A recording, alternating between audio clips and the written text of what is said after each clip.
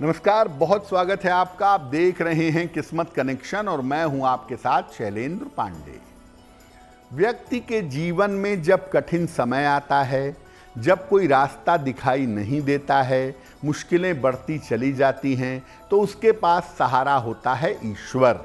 और व्यक्ति ईश्वर के पास जाकर अपनी प्रार्थना करता है, अपनी बात रखता है। लेकिन हर प्रार्थना स्वीकार नहीं होती और बहुत बार कठिन से कठिन स्थितियों में आपकी प्रार्थना स्वीकार हो जाती है। तो आखिर प्रार्थना में कौन सी शक्ति है? प्रार्थना करने का तरीका क्या है? प्रार्थना क्यों स्वीकार नहीं होती है? आज इन तमाम विषयों पर चर्चा करेंगे। आज हम बात कर रहे हैं प्रार्थना के बारे में। कष्ट के समय में, दुख में, तकलीफ में हम अक्सर ईश्वर से, अपने इष्ट देव से प्रार्थना करते हैं और बहुत बार प्रार्थना काम करती है, स्वीकार हो जाती है। आखिर ये प्रार्थना होती क्या है और प्रार्थना किस तरीके से काम करती है? देखिए, ईश्वर से अपने मन और अपने हृदय की बात कहना प्रार्थना है। प्रार्थना के माध्यम से व्यक्ति अपनी या दूसरों की इच्छा पूर्ति का, इच्छा पूर्ण करने का प्रयास करता है। तंत्र, मंत्र, ध्यान और जप ये भी प्रार्थना का ही एक स्वरूप है। जब आप प्रार्थना करते हैं निरंतर, तो प्रार्थना सूक्ष्म स्तर पर काम करती है और प्रकृति को और आपके मन को समस्याओं के हिसाब से ढाल देती है। कभी कभी बहुत सारे लोगों द्वारा की गई प्रार्थना बहुत जल्दी परिणाम पैदा करती है। आप इसीलिए देखिए, लगभग सारे धर्मों में एक साथ इकट्ठा होकर के पूजा प्रार्थना करने की बात कही गई है। ऐसी दशा में प्रकृति में तेजी से परिवर्तन होने शुरू हो जाते हैं। जब बहुत सारे लोग मिलकर एक ही दिशा में, एक ही डायरेक्शन में प्रार्थना करते हैं, तो प्रकृति में परिवर्तन होता है और बड़ी बड़ी आपदाएं और बड़ी बड़ी विपदाएं टल जाती हैं। बहुत बार ऐसा होता है कि हम लगातार किसी चीज के लिए प्रार्थना करते हैं भगवान से, लगातार कहते हैं कि ये काम हो जाए, लेकिन प्रार्थना स्वीकार नहीं होती। आखिर क्यों ऐसा होता है कि हमारी बहुत सारी प्रार्थनाएं स्वीकार नहीं होती हैं? देखिए, व्यवसाय की तरह की प्रार्थना और लेन देन की प्रार्थना असफल होती है। आप भगवान से कहते हैं कि ये काम करवा दो, लड्डू चढ़ाऊंगा, ये काम करवा दो, कपड़ा चढ़ाऊंगा। ये जो लेन देन की बात है ना, भगवान के साथ आपका कनेक्शन लेन देन का नहीं है, तो लेन देन की जो प्रार्थना है वो असफल हो जाती है। आहार और व्यवहार पर अगर आपका नियंत्रण ना हो तो प्रार्थना अस्वीकृत होती है। आप मांस मदिरा का खूब सेवन करते हैं, लोगों को अपशब्द बोलते हैं, आपकी वाणी अच्छी नहीं है, आपका आचरण अच्छा नहीं है और आप चाहते हैं कि कष्ट के समय में आपकी प्रार्थना स्वीकार हो जाए, तो ऐसा संभव नहीं है।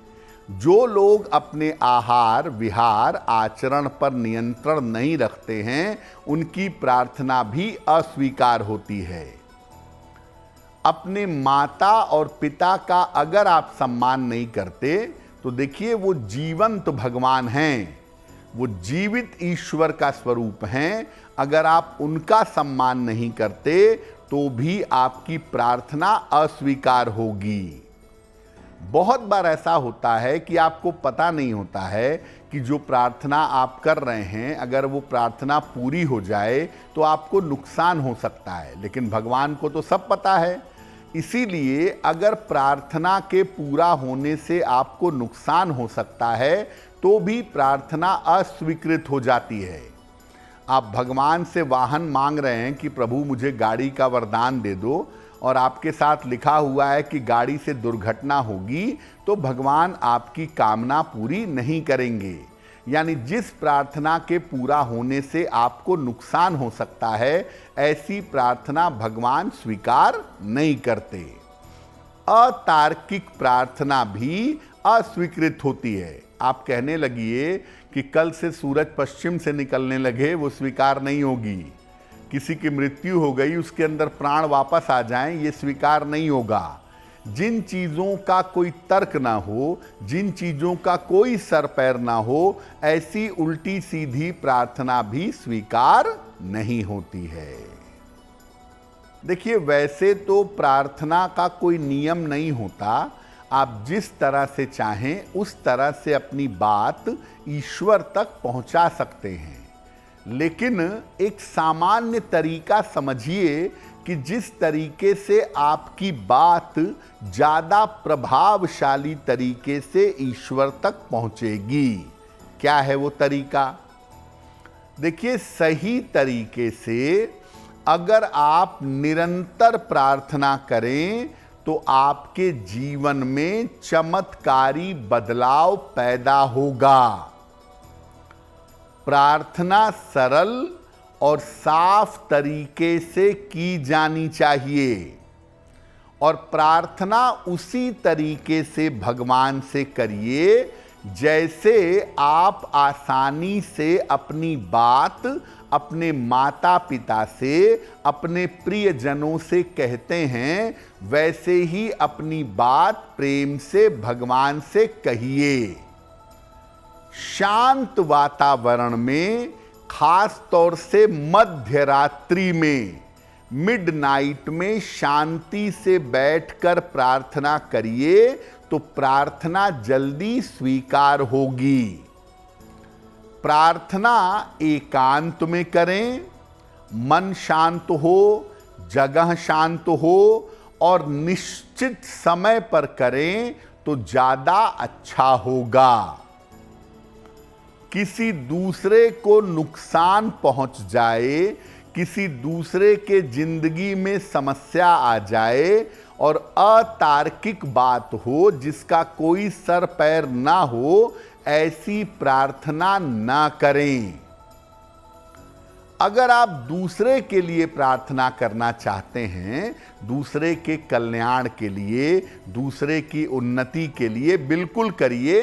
पहले उस व्यक्ति का चिंतन करिए, पहले उस व्यक्ति को मन में सोचिए और इसके बाद भगवान से प्रार्थना करिएगा। याद रखिए, प्रार्थना के लिए किसी मंत्र की, किसी स्तुति की, किसी लंबे चौड़े व्याख्यान की जरूरत नहीं है। आपका संबंध ईश्वर से वैसा ही है जैसा आपके माता पिता के साथ है। तो जैसे सरल भाषा में आंसुओं से, प्रेम से, दुलार से अपने माता पिता से अपनी बात कहते हैं, वैसे ही अपनी बात आपको ईश्वर से कहनी चाहिए। और निरंतर प्रार्थना करने के बावजूद अगर प्रार्थना स्वीकार नहीं हो रही है तो समझ जाइए कि इस प्रार्थना के पूरा होने में आपका भला नहीं है। तब आप ऐसी प्रार्थना करना बंद कर दीजिए। अगर आप मुझसे जुड़ करके अपनी समस्याओं का समाधान चाहते हैं और चाहते हैं कि आपकी समस्याओं को ज्योतिष के माध्यम से सुलझाया जाए, तो आप हमसे संपर्क कर सकते हैं, जुड़ सकते हैं एस्ट्रो तक पर।